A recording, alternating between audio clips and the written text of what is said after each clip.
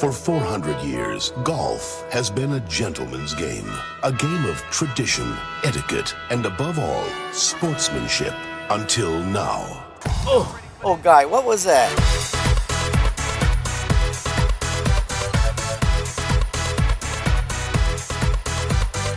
Driving in, we get greeted by some incredible college students who are showing us the way in.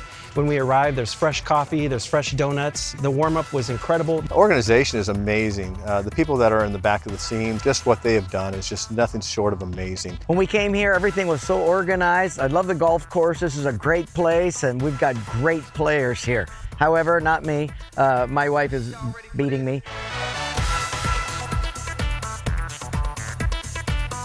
Beautiful day today. Emerald Valley hosted a great event. We have full house, 120 golfers. Yeah, we made some crazy putts just to stay in it and not give any strokes back. It's been fun spending time with family. You know, it's my father-in-law, brother-in-law, and so that's been the highlight for me, just to hang out with people I love.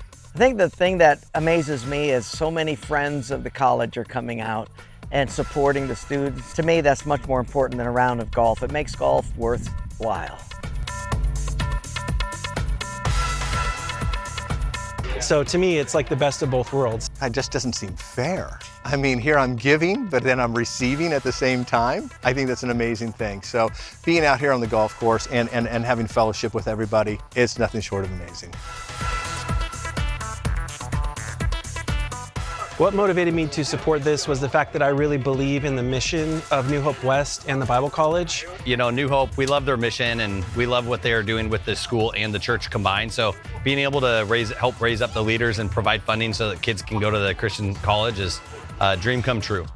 So many have turned out, but everyone is wanting to invest in young minds, young hearts for the future, and it's all for Jesus. And so we're very excited that people are investing in God's best for our future.